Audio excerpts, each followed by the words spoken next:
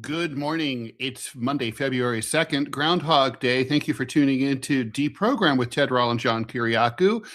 John, good morning. Nice to Good see morning, you. Ted. Good to see you, buddy. As a person from Western Pennsylvania, I do want to ask you about this mysterious lore, which I recently did a deep dive into. I guess you probably know more about this than I do. The Green Man? Groundhog Day. Yeah, Groundhog Day. So first of all, I don't understand the lore. Like, okay, so if he sees his shadow, then it's going to be 6 more weeks of winter. 6 more weeks of winter. Well, it's always 6 more weeks of winter on February 2nd. Oh, especially if you're in Western Pennsylvania. Right. So, and also, I don't understand that at all. And apparently, also, it's been a different animal. It's from Germany. Well, this is a badger at one point, right? Yeah, and now it's a groundhog, and this is like the 4th or 5th groundhog since they switched it from badger to groundhog. Listen, we have millions and millions of groundhogs in Western Pennsylvania. They're like squirrels. They're everywhere, and they're big. Yeah. When I was in college, I was a toll collector on the Pennsylvania Turnpike as a summer job one year. Oh, wow. And so my boss asked me to pick her up on the way to work one time. So I picked her up, and to show her thanks, she gave me a Tupperware with some stew in it. And she said, "Groundhog stew." She said, "I bet you've never had it before." And I said, "No, I've never eaten a groundhog before." And she said, "Well, they're really tough. So you have to boil them in salt water all night long. But then the next morning they make a delicious stew." Nobody in my family would touch it. I ate it. And it was actually quite good. Tasted like beef. Wow. But anyway, These groundhogs, man, they are absolutely everywhere. Also, when I was on the turnpike, the long distance trucker asked me one time, he was coming through my lane, and he said, "Hey, buddy, what are all these animals that I see on the side of the road?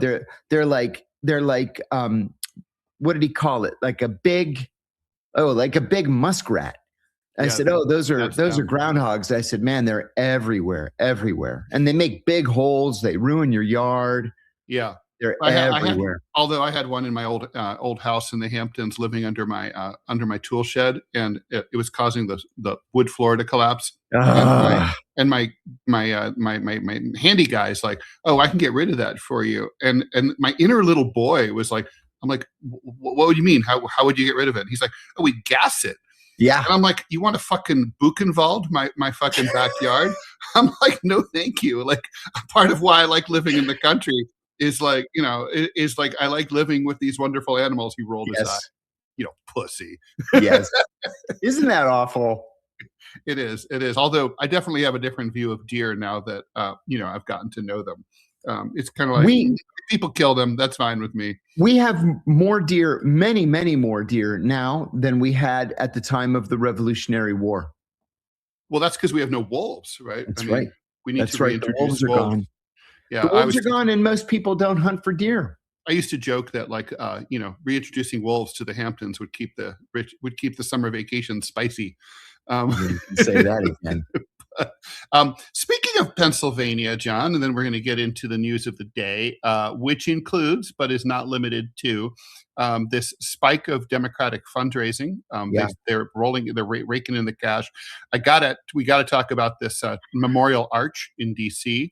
Not going to happen. Iran, got to talk about that, and Google and their deal with Israel, which is taking heat, and obviously the Epstein files. But John Fetterman, the America's pride and joy and best representative for the mentally ill, is he's now on record. He's going on social media. He's very upset about ICE agents being doxxed, and he says, like, they can't be demasked.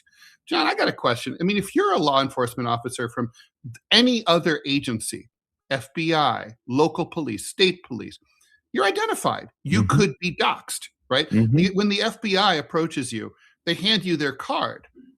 So you can, like, reach out to them anytime. They always show you their ID. I mean, if you're an LEO from another agency, are you pissed off that ICE is getting special treatment?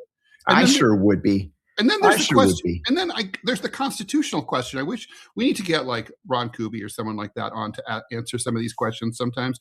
But like, what about, in America, under the Constitution, you have the right to confront your accuser. I mean, if ICE is accusing you of being in the country illegally or committing some other violation, don't you have the right to know the name of the officer who's accusing you of that? I certainly would think so. I'll tell you, Fetterman went on Fox News last night, I guess it was, yelling about protesters. He looked like a homeless guy. He went wearing a sweatshirt and shorts, looking like a bum, like he always does, a complete embarrassment to the people of Pennsylvania. True. I still want my $50 back. Yes. And and it was all about hating on protesters. Now, the only decent thing he said was that Preddy and what was the woman's name? Good. Should still be alive, that it's terrible they were killed. Yeah, it is. So why are you still standing up for their killers? Right. I don't understand it. But listen, he just has a bad habit of making a fool of himself everywhere he goes. I'm also going to say, like, I think that, like, a lot of times, people in power disregard basic human psychology. If you make information hard to get and scarce, like the names of ICE officers, that's going to make it a contest. That's going to make people want to know and obsess on the names of these people. And they're more, I think it puts them in greater peril, actually, because you're trying to keep them hidden. Agreed. It fetishizes their identity. It does. In the same way that, like, look, the Epstein files, obviously, journalists have been, and other people have been poring over the release of 3 million documents, but there's 3 million more that haven't been released. And the administration is kind of implying they don't intend to release them unless they're forced to. That makes everybody wonder what's in the other 3 million, right? That's right. And that it makes rich and powerful people look bad. And I mean, maybe they don't, but we don't know that. No. But like, when you hide things, it's just naturally people are going to be suspicious. I was on, what's it called? LBC last night. I think it's LBC. Let me look. LBC. It's a British radio station last night, talking about these Epstein files and exchanging emails with one of my correspondents about the word bread. There are thousands and thousands of references to bread in these files. Huh. It's weird. And my only conclusion there was either it's some kind of a code that the Justice Department hasn't told us about, or he had this bizarre obsession with high-end gourmet baker's bread. It's very strange. Anyway. Well, I mean, it's Epstein part French. That might explain it. The point that I wanted to make was what I said on this LBC show last night. They asked how seriously Americans were taking this, because Lord Mandelson now appears in a picture with an obviously underage girl. They're looking at a laptop together, and he's in his underwear. And he had been claiming, promising, swearing that he never, ever had contact with any underage girl. Bloop, there's the picture. So now last night he resigned from the Labor Party. He's just walking into the sunset in disgrace. Same thing with the new Prince Andrew stuff. Same thing with the former Prince Andrew, now Andrew Mountbatten Windsor. They said, what's next? Does it get worse for them? And I said, I think no, it doesn't get worse. But what we're seeing now is pretty darn bad. I said, they're not going to be prosecuted because the statute of limitations has expired in all of these cases. They may be sued because the victims just became aware of crimes that were committed against them, or of evidence rather of crimes committed against them. But I said, look at it this way. And when they die, their obituaries are all going to be about the Epstein files. True. Forever. And that's just like being in a prison forever, I think. They're ruined. Their reputations are ruined, and deservedly so. There was another thing too. There's talk that that either or both maybe Mandelson and Andrew would be subpoenaed to testify before a congressional committee. I said it won't happen. Even if they were, they're not subject to a congressional subpoena. They're foreign nationals. They're not in the United States. All they have to do is ignore it. I said, I think that for the most part, this whole thing is over for them. Well, the Brits want them to testify before Parliament. Yeah, they do. So yes, they do. I'm not familiar with. I assume they could be dragged before Parliament and compelled to testify, but I don't know. I don't know English law. Yeah, they can't be compelled, but not in the U.S. But no, could not they in be the compelled US. in the U.S. in the U.K.? In the UK, it's possible, I suppose. Yeah, we need a Brit to I weigh in on this. Yeah, obviously we have English viewers. So yes, if you guys want to chime in on the YouTube or the Rumble chat and let us know. Speaking of which, if you are if you're watching live on YouTube or Rumble, please go ahead and put in your questions. We already have a few of them waiting in the wings that we're going to get to, but go ahead. We always try to get to all of them. Please follow. Go ahead. I'm sorry. Go ahead. All right, okay. My other thing is, I'm not sure. I mean, this is a test. Let's see if Robbie's mic is working. Robbie, is your mic working? I believe so. It is. Yeah, there it is. All right, very quickly. It is not only Groundhog Day, but it's also the first day of DeProgram in the month of February, which means it's once again time for Robbie Aid when we shake everybody down for.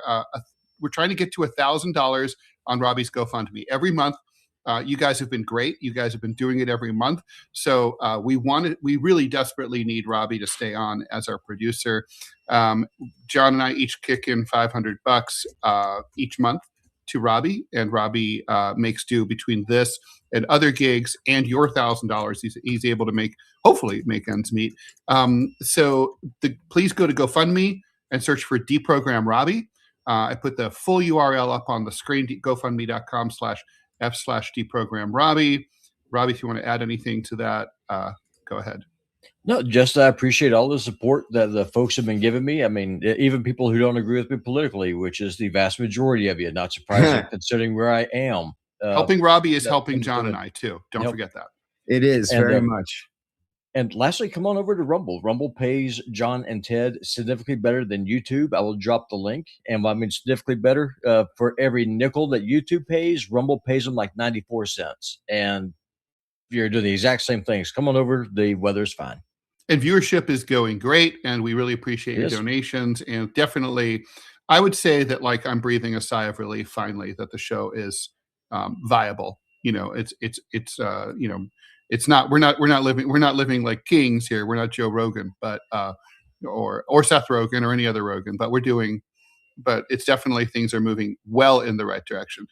Okay, thanks very much for that, Robbie. We will just remember GoFundMe.com/DeProgram Robbie. As soon as we get to $1,000, we'll keep you posted on this, and we won't bother you until early March. Okay, so. John, should we take some questions since they're backed up, and then we'll talk about the Democrats or whatever? Sure. That sounds like a plan. Okay. All right. Question from Google Homani asking about the gold and silver markets, which John, you're a little more involved with than you used to be. Basically, both precious metals hit record highs last week and then crashed over the weekend. What does this all mean is the question. I mean, I view this as a former banker and Wall Streeter, I view this as a standard correction. There was a lot of hype. A lot of people were following the news who don't normally buy gold and silver. They oh my God, it went way, way up. And then, breaking all the rules of buying low and selling high. That's not what people really do. People really do buy high because it's going up. It might go up more, and then they do. And then there's profit taking from all the people who invested early, and they're like suckers, and then they pull out. So, but I think the main reason people go to gold and silver is fear of instability and distrust of conventional investments and distrust in the dollar. And therefore, I think all the sources of instability are still present. So, I mean, I don't, full disclosure, I don't buy gold or silver, but let me put it this way: I probably, if I had some spare cash lying around right now, it wouldn't be the worst thing to do. I think in the long run, it'll go up. Well, this is really a reaction initially to the Trump tariffs. That's how this whole thing started. This whole run-up started. So gold surged past $5,600 an ounce last week, and then went It back was down. $35 an ounce when you and I were 10 years old. It was literally $35 an ounce. Yes. Richard Nixon took the price control off of it, and it began floating with the international market. But it went up to 5,600. It's down significantly now. Let's see. I'm going to find it while I'm talking about this. Price of gold. And now it is 47.40. And silver, which a year ago was $32 an ounce, is now $82 an ounce. So to put this into perspective, like I'm a coin collector also among all my many other collectors. I feel very sorry for my kid when I die. He's going to have to sort through all this crap. But, we're now at the point where like gold, like $10 gold pieces, things like silver $50, that basically they no longer have numismatic value in many cases. It's only the value of the metal. Yeah, it's the melt value. And that's it. That's really crazy. And I travel a lot like you do. And I like to shop. I just do. It's fun. I find it relaxing, not for myself, for other people. And even to buy a pair of, gold earrings in a duty free somewhere, you can't do it. No. You can't do it. It's just prohibitively expensive. Although I always think of earrings as like ultimately disposable. I bought my mom, when I was doing well, a pair of diamond earrings because she'd always want them. She went straight to like one, basically she went from 2 to 1, just like that. It's in the vacuum cleaner bag somewhere. Earrings be getting lost so easily. Oh, that's terrible. So, but anyway, people are looking for a shelter. The dollar has dropped in value by 10% against the euro, by something like 12% against the pound. People don't fully trust crypto. Even what do you call it? Bitcoin is down significantly, like 20% since October. They're looking for somewhere to just stash their money where it's not going to lose value. And because everything else is so weak right now, the consensus has been around not just gold and silver, but platinum and palladium as well. And Barron said a week ago Saturday that if you really want to get in on the ground floor on something, buy copper right now. Ooh. Yeah. However, copper's heavy. Yeah, copper's very heavy. I mean, one of the things I would look for, honestly, is I'm always thinking of post-apocalyptic scenarios, like total collapse of the U.S. Like, the greenback is worth nothing, but you can still show, I don't know, a collectible watch or or a gold coin to someone who will be like, oh, I know what a Krugerrand is. Okay, I'll take that. Do you have gold in your IRA? For a free report, visit www.johnlovesgold.com. I've been watching your X feed too. Which somebody hacked again last night. Yeah, we've got to. We got to fix that. We talked about that. I think we can fix. I think that's Robbie can help you with that. I can help you with that too. Thank you. All right. Hi from Sydney. There's reports that the Five Eyes relations have been strained recently, and that the U.S. wants Canada out. What kind of impact will this have on the alliance and the agencies involved? Thanks for the $5 from that Kiwi. There's always tension between the United States and Canada. Always. There's always tension between the CIA and the Canadian CSIS. They really don't like each other. We don't work well together, but we have to acknowledge that we share the longest international border on the planet. And so, whether we like it or not, whether we want it or not, we're stuck together. Yeah, we are. Yeah. I mean, come on. It's just northern United States. They even copy the size of our coins. They're barely an independent country. If C. Morris, guys, if Trump is as innocent as he claims to be, why doesn't he sue for defamation related to the Epstein files? He sues for everything else. Well, that part's true. Is he fearful of? discovery being provided if he's sued. He's talking about suing Trevor Noah because Yeah, Trevor he Noah is. made a joke at the Grammys last night. I don't think he will sue for that, though. No, I don't he threatens a lot. Look, it's true when I had my whole thing with the LA Times and I was trying to figure out whether I wanted to sue or not because, well, I mean, I wanted to sue, but I didn't know if I wanted to put myself through the hellscape that is the American legal system. Yes. And and Greg Palast said, like, dude, you got to sue. It's like, that's that way you're proving to everybody that you were really defamed.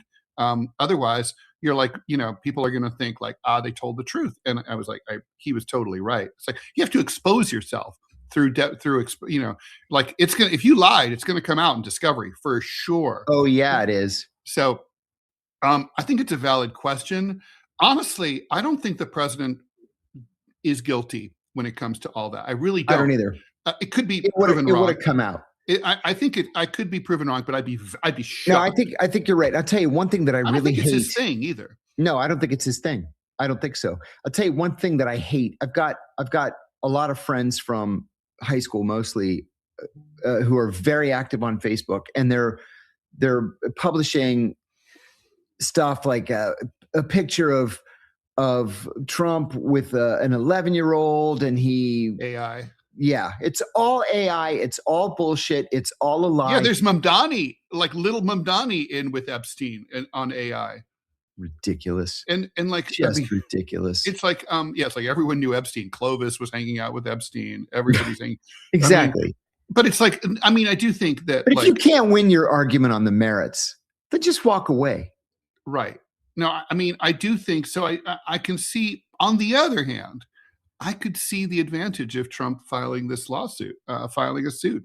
It would go a long way. Look, the best solution here is transparency. Yes. These other 3 million documents are going to come out. You might as well just get them out. They should have all been, Chris Christie said it yesterday morning, said all 6 million documents should have been released 6 months ago. We wouldn't be talking about this anymore. He's right. I think that's right. Yes. John, Matthew wants to know, do you think the CIA should be scattered to the wind? And if so, should something replace it with oversight, of course? I do think it should be scattered to the wind. And I think it's already been replaced in that you've got Defense Human Services that recruits spies to steal secrets. You've got the State Department's Bureau of Intelligence and Research that does finished intelligence analysis. You've got NSA and DARPA that does all of the science and technology stuff. We're the only country in the world that has 18 separate intelligence services. 18. Absurd. Yeah. I mean, somehow the Chinese, who are a little bigger than us, feel like they don't need 18. Right. John, what do you think? Kirk Swenson wants to know, what do you think about Pennsylvania students getting the first day of hunting season off as a holiday? Oh man, I was the only one of my group of friends that didn't go hunting on the first day of hunting season. My dad wasn't a hunter. He fished occasionally, and I fish, but we just were never hunters. But my friends were thrilled. Like that was the happiest day of the year to have the first day of hunting season. All the schools in the state are closed, and everybody goes hunting except me. I really think that we need, like, honestly, like, like having proper days off is so important for kids. Like, I can't believe that during the big snowstorm last week, incoming brand new Mayor Mamdani forced kids to do remote learning from home. I saw that. Gay. Here in Arlington County, we're more than a week past the snowstorm. The schools have not yet reopened. Well, that's a little extreme. I mean, yeah, and there is no remote learning. New York's for Arlington just mucky. County. You just can't park your car, but most New Yorkers don't have one. So yeah. $5 from Elliot Covert. Thanks. Can you guys provide your takes on the Clintons refusing to testify before Congress despite the subpoena? Here, I'll be clear. Unlike President Trump, I think President Clinton is guilty. And I think that both he and Hillary know it. And that's why they're basically being silent and refusing to testify. What do you think, John? I think you're probably right. I think that the refusal to testify is a secondary mistake. The Clintons are not special people in any way. And when you are subpoenaed to testify, by God, you go testify. And if you have something to hide, take the fifth. You take the fifth. At least show the respect for Congress and for that's right. And they don't have any respect. And you were the president of the United States, and you were a high-ranking cabinet secretary. And she was a member of Congress. Yes. Issuing subpoenas to other people. Yeah. So I think that this week, I think it's disgusting. They're going to be held in contempt of Congress. Yeah. And because with a lot of Democratic votes. And because Steve Bannon was prosecuted and Steve what's-his-face was prosecuted, the trade guy, Navarro, we're going to see the Clintons prosecuted. Yeah. Well, deservedly so. Yeah, I mean, for sure. I mean, like, this isn't like, I would have far more sympathy if it was like, Ilhan Omar refusing to testify. It's like, this is these are the people who've benefited the most from the American system. They have a front row seat to the wealth and the power. They should follow all of the rules scrupulously. These are people, they should never double park. You know what I mean? They should be every day they should wake up like grateful and get on their hands and knees and be happy to live in the US of A. I mean, those people, not all of us, but them. Let's see. A few more questions. Could someone please run it as an arch conservative only to get elected and then turn Democratic Socialist? Bait and switch. That's like the Supreme Court guys who always turn liberal. Oh yeah, that happens a lot. Hey, and Sodon, thank you for the $50, man.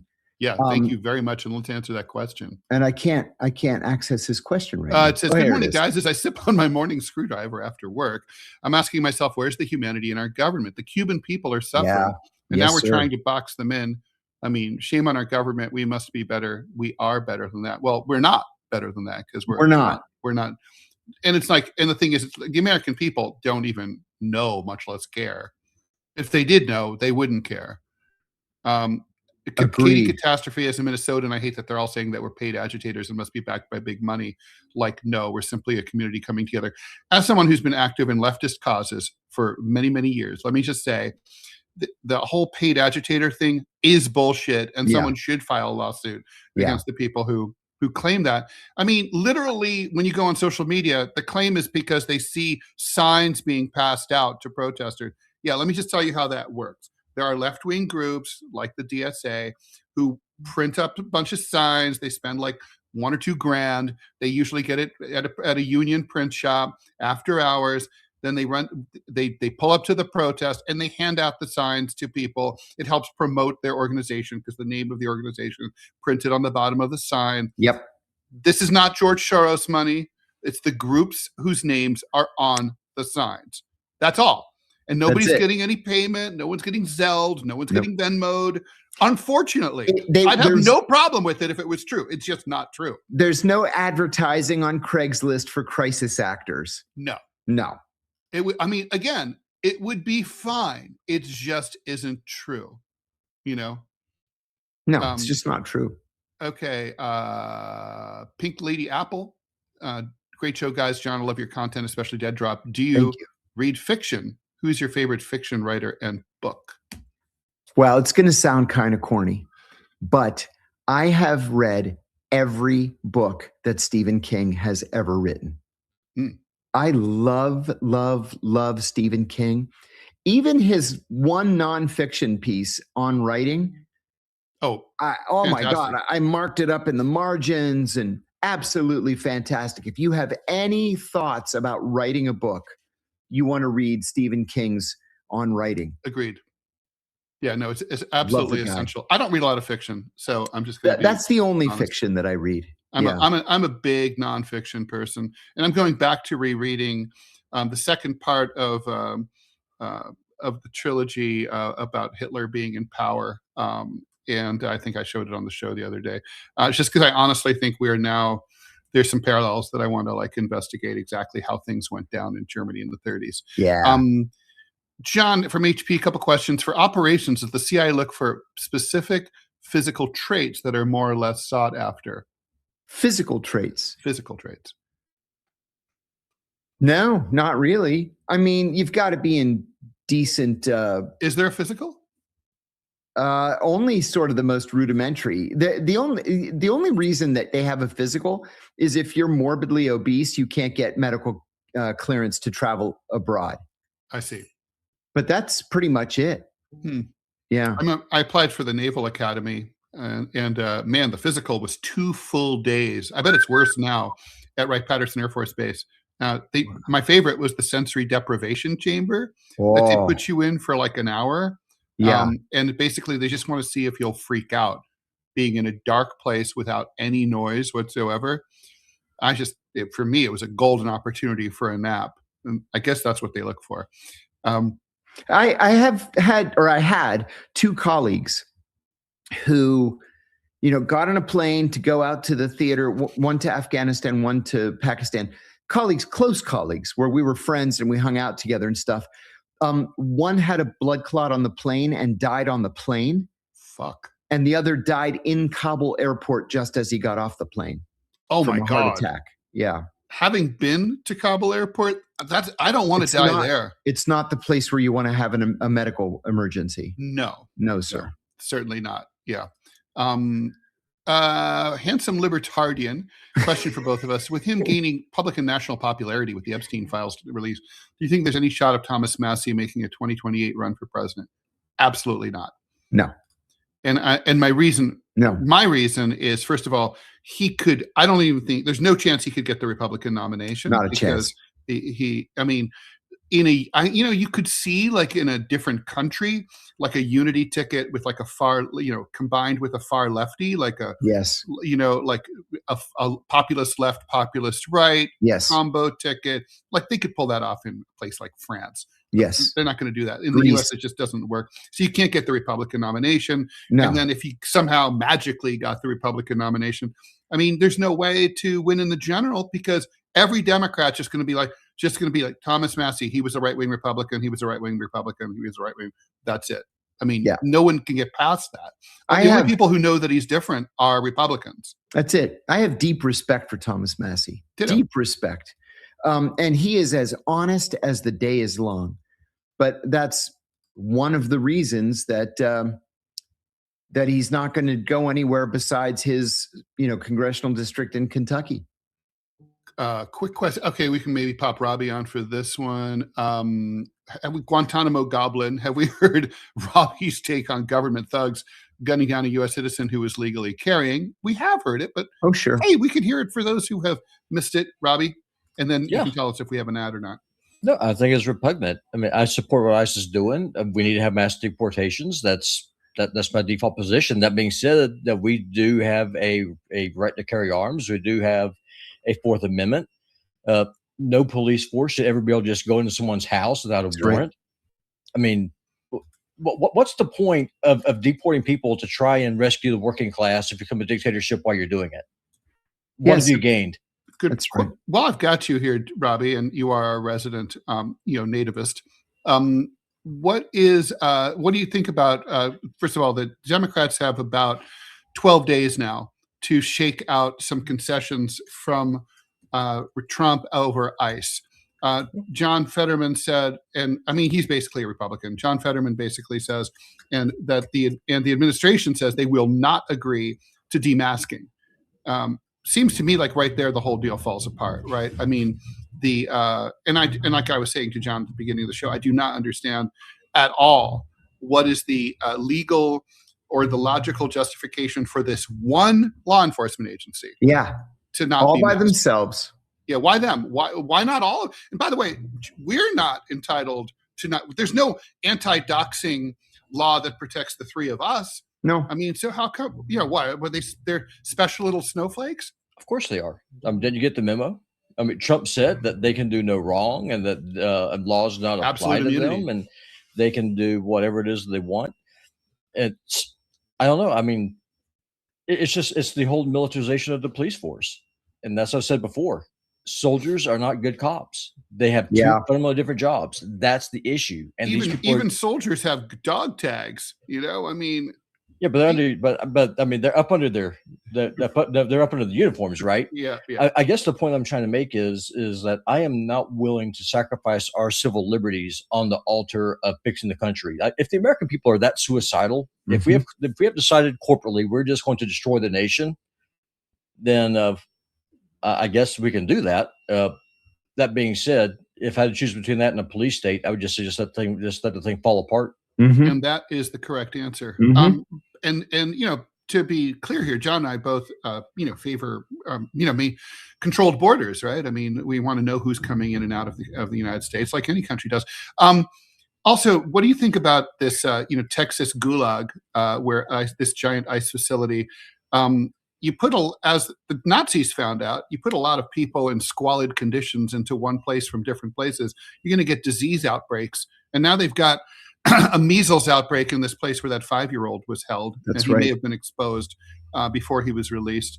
And now they put the whole place on lockdown, which, by the way, makes it impossible for them to deport anyone, right? How retarded are they? Incredibly. It's all about money. I mean, it's a private prison. Why do you think they're doing this? If they followed the Robbie model, they'd just round these people up. They'll be on a plane within 2 days, and they would be gone. And then it's not one hand washing the other. The problem is solved. If the country doesn't take back their citizens, you cut off all their remittances. There are things that we can do here to make them play ball. This is all theater. This is a scam. It's the prison industrial complex in a big way. All right. So, Robbie, do we have an ad? We do. I'll push it for you. All right. Thank you. Okay. So, more questions here. Let's talk about this. You're a resident of the DC. What do you think about this memorial arch? So basically, Trump wants to build a 250-foot memorial arch. Get it? The training for ICE is 47 days because he's the 47th president. 250 feet tall because the U.S. is 250 years old. I'm gonna read this ad, and while you think about the can't do reply. You can't do it for both legal and practical reasons. First of all, he wants to put this 250-foot arch on the Arlington, Virginia side of the Memorial Bridge at the entrance to Arlington National Cemetery. So it's not in the district. No, it's in Virginia, and it's on a traffic island. The traffic island is not big enough to handle it. Besides, there is a 13-story height limit because you are directly in the landing path at Reagan National Airport.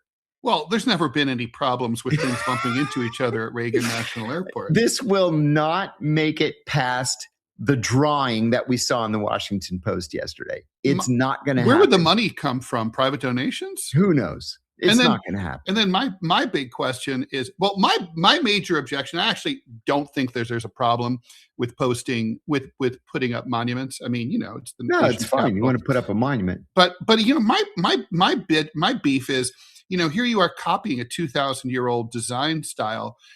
What on earth would something like this say, in 200 years, assuming we're still around, or hell, assuming we're still around by July 4th, but in 200 years, what would it say about the American people and our character and our personalities back in 2026? Nothing, right?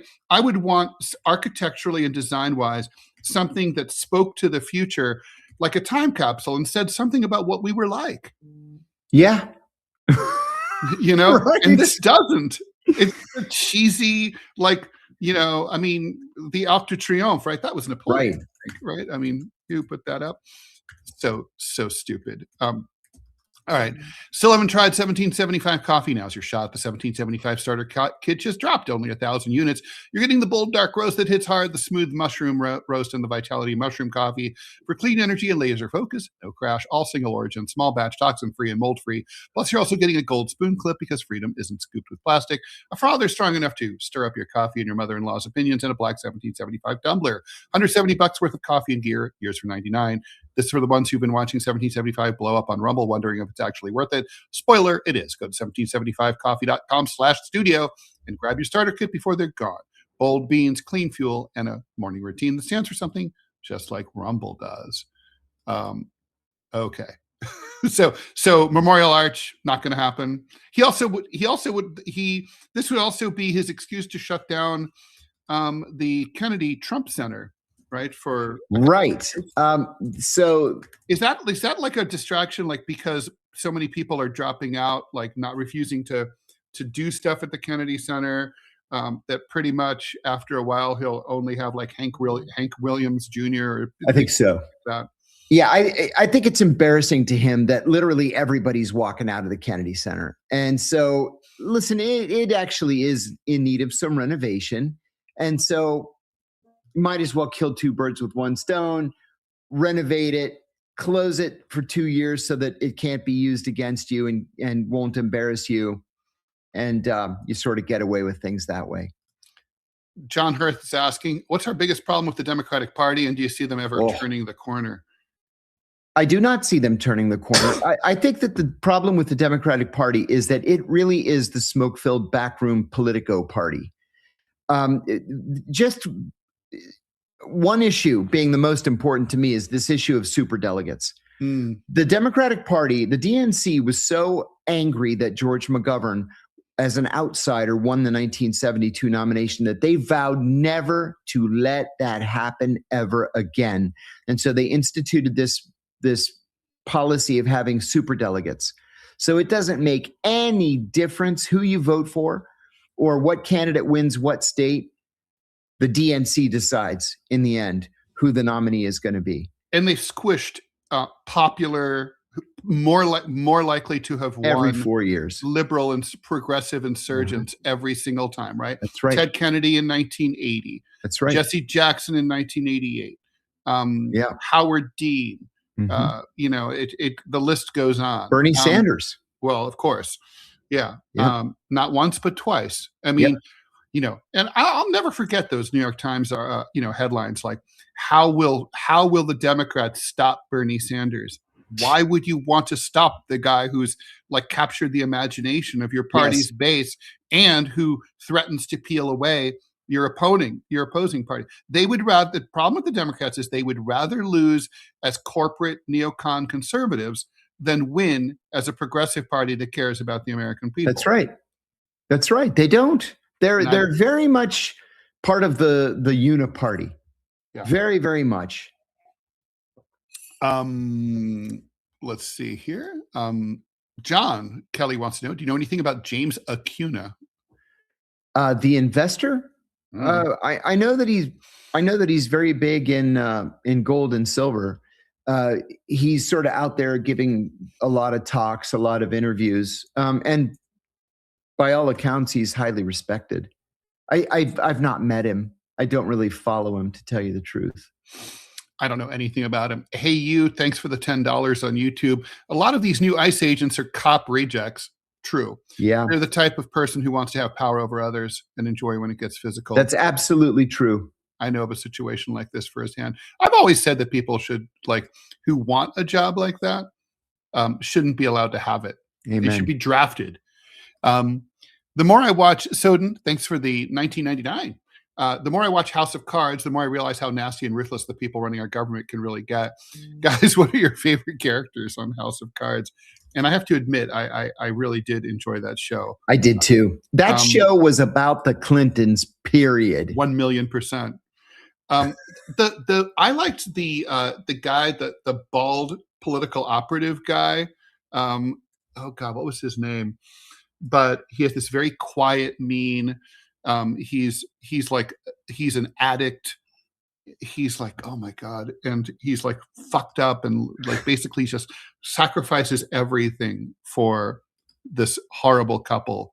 I actually think that's like a documentary. I don't think it's like a dark take on politics. I think it's pretty much the way things actually are. I think you're right. You're right. Yeah. I mean, I don't know if you'd have a future president pushing a girl in front of the metro. Yeah. But, they would have someone else take care of that. I would agree. Question for you, John, from Patrick Starr. In light of the Epstein files, do you feel vindicated along with other people who are called crazy conspiracy theorists? The Mossad access agent thing turns out to be correct. I have always been 100% confident that I was right about the Mossad access agent thing. And you remember that Alan Dershowitz beat the shit out of me on the Piers Morgan show because I said that. And I'm still with it. I still believe it. Never any apologies or corrections to be had, right? You're never going to be invited back onto Piers to be like, oh, by the way, John, you were right about that. That's right. That's what I hate about this system. Okay, Annette, I'm annoyed. You're only asking John about MBTI. I can answer about MBTI too. But what do you think about MBTI? Any other personality tests that's accurate for analyzing people? We're talking about the Myers-Briggs personality profiles. Inventory. There's 16 basic personality types according to this theory. Anyway. Yes. John, do you know what your type is? I do. I am an ENTJ, quite a strong ENTJ. I'm a strong INTJ. You're an I? Yeah, I'm an I. Boy, barely though. That surprises me. On a scale from 1 to 9, I'm a 4. Yeah, so, yeah, that surprises me. I do like other people, but like if I spend like say a few days at a cartooning convention, I'm really tired at the end of that time. You know, just like, how interesting, Ted. Yeah. Yeah, I actually look. I don't know. It's MBTI is really controversial, but I find it really fits. You know, I find that like when I find someone's personality type and then I see like how compatible they are to mine, I find that like 85% of it is right. I think that's true, and I'll tell you the Myers-Briggs exam is the go-to personality test at the CIA. They use it on everybody. Everybody.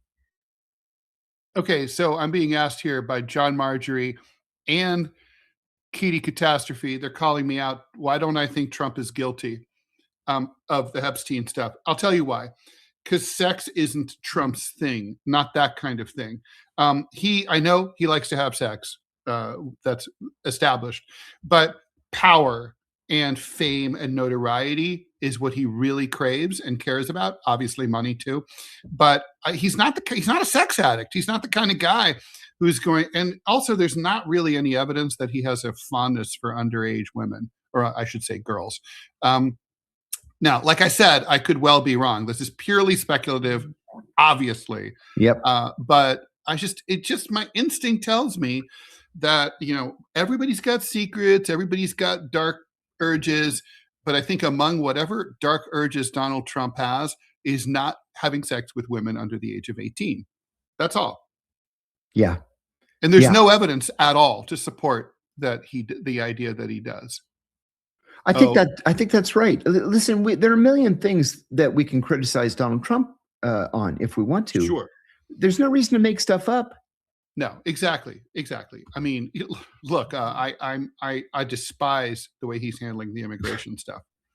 And again, this is about with so many things Trump related, it's less about what he does than his policies, and it's more about how he does it. That I really like the arch. I'm not against the idea of a big new monument in Washington. No, I think that's great. Just not on that traffic island at the foot of the runway of the airport, and not something that is gaudy that looks like it came out of the Napoleonic era or earlier. I want something that's modern. That's all. Phrasmataz comment for John. Epstein required a free DEF CON hacker. Requested a free DEF CON hacker conference badge in 2018 via a board member of Black Hat. The conference Tom Alexandrovich was in town for when arrested. Interesting. I hadn't heard that. That's interesting. Adam too, but my big on nonfiction or non-nonfiction. Just nonfiction. If you look behind me, this is just just what I've bought in the last couple of years, but my books are still in storage in my garage. I have hundreds of books, and you could probably count on one hand the number that are fiction, and they're all Stephen King. I do love Stephen King. I read every single one into the 90s, and then I sort of lost my path, but I could go back. I mean, I didn't like the Dark Tower series. I just never got into it. That's the only Stephen King work that I could not appreciate. And I'll add too, my sister, years and years ago, my sister was in charge of ticket sales for all the sports at the University of Maine. And Stephen King lives half the year in Maine and half the year in Florida. And so he had season tickets to every University of Maine team. And she said he could not have been any nicer. Oh, He's I've heard just that a he's a nice guy. completely down-to-earth, normal guy. And But I do hate his politics. He's so team blue. He just loves the Democratic Party. Yeah, he's Joe DNC. Yeah. Yeah, there's no question about it. You see it in his Twitter feed. His Twitter feed is just insufferable. He's so really, pro, wouldn't Obama, stop me from Clinton. reading him. Yeah. It's unfortunately, there's a lot of that going around. That's right. John, we got more questions, but I do want to, before we got to talk about the Middle East here. So, so the Gulf allies of the United States are they're basically planting articles in the international press saying that Iran's mid-range missiles are suddenly represent this huge, dangerous threat to U.S. and allied military bases in the region, and also to Iran's neighbors, obviously Israel being the one that's most notable. Iran's had these missiles for a long time. I mean, this is one of Netanyahu's three main requests to Trump, that like Iran be pressured to give up their mid-range missiles. I mean, that's a total red line for Tehran, right? Listen, this is right out of the Israeli government's talking points. How could that be? How could the Iranians even seriously consider such a thing? Couldn't. I mean, literally, it's like they wouldn't even be a country anymore. No, but I'll tell you what, on Thursday, Mohammed bin Salman and General Sisi of Egypt both called Trump and said, please don't bomb Iran. On Friday, Netanyahu called him and said, don't bomb Iran. I think because the Israelis have not had time to replenish their surface-to-air missiles, right? But then yesterday, the GCC minus Saudi Arabia issued a statement. It looked like a United Arab Emirates statement saying that the Iranians and their missile program are an existential threat to the Gulf countries, and they want the U.S. to bomb Iran. So I've said 1,000 times, there's only one aircraft carrier battle group in the region, and that is the USS Abraham Lincoln. We cannot attack Iran and carry out a sustained campaign with one aircraft carrier battle group. I don't think we're going to attack Iran in the next couple of weeks. But I heard mixed reports. Some are saying that they're sending more. Well, that's what I would expect. I would expect them to send more, and then I would be afraid of an imminent clash. But right now, I'm just not seeing it. And then your favorite people, the Turks, are hosting these. Who hacked me last night? Negotiations. What do you think the deal is? I mean, is anything going to come out of these talks between the U.S. and Iran? It's my understanding that the United States, that neither the United States nor Iran has committed to talks. The Turks are offering to host. We don't know what these talks are going to be about. We don't know if they're going to be taken seriously. If it's going to be Wyckoff or whomever, Tom Barak, whoever is going to be the head of the U.S. delegation, just saying, give up all your missiles, give up all your enriched uranium, and whatever the third outrageous demand is, then this is going nowhere. Yeah, and that's what it looks like to me. Quick question for you, John. What's your take on from J-Rock? Have you ever given your ideas about the Kennedy assassination? I'm so confused by it. You have, but I have. I gave I've actively, studiously avoided the 9/11 truth movement. Mm-hmm. I disagree with them. I don't like most of them personally because they're weirdos and morons and closed-minded. That would be a good reason. I'm thinking of one person in particular, and I've actively avoided them. But where we agree is that we don't know the truth of what Israel's position was. We don't know the extent to which the U.S. government believed at the time that Israel was involved, because those documents have never been declassified. And I think that all these years after the Kennedy assassination, 62 and a half years almost, we deserve the truth. Agreed. Thank you for Spec for the $5. Quoting KJ, no, they would rather see the world end than see their world of privilege end. Great show. Thank you. KJ's right. Logger Jogger, the world's military spending has fallen off a cliff as a percentage of GDP in the last 100 years when compared to the prior 1 to 500 years. Is military spending really too high? John, I never understood the percentage of GDP issue. That is a completely I think it's just an arbitrarily chosen number. Yeah, like who said who said this, right? I mean, it's like I don't look at. I mean, it's like the amount of military defense or offense that a country needs or wants is just simply like it costs what it costs at the time, period. And GDP is what GDP happens to be, period. Now, obviously, with improvements in technology, GDPs for all Western nations are stratospherically higher than they were 400 years ago. I should certainly hope so. But but the need for, but countries are invading each other at a far lower rate than they ever did in the past.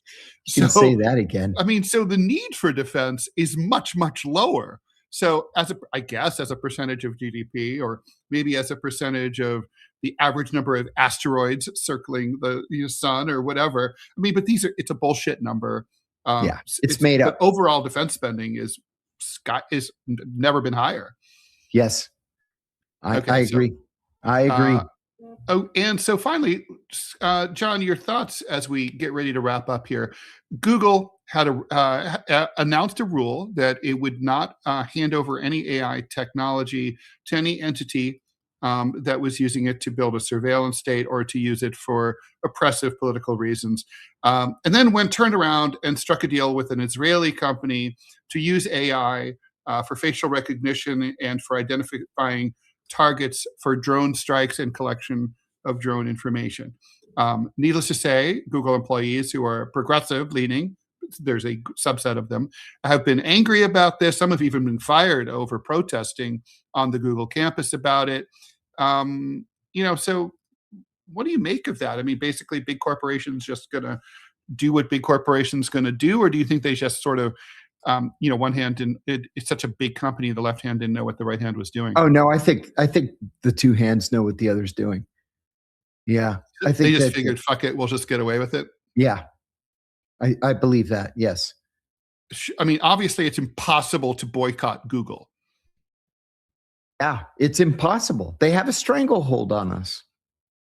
So in so many different ways. I mean, you essentially can't operate without Google. Well, and then also wanted to talk about Rafah border crossing opening. So the border crossing opens today. The Israelis have announced that 5 people, Palestinians, Gazans, are going to be allowed to leave to seek medical care.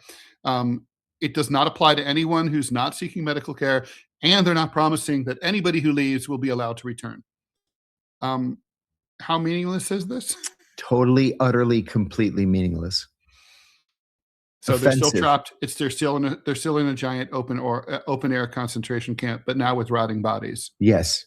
By the way, I don't know if you noticed, very quickly, last thing, the IDF quietly acknowledged that after all those years of denial, the Gaza Health Ministry estimates of those killed is accurate, and they accept those numbers. I actually think they're very lowball, but I do too. We don't have any idea how many people are underneath the rubble.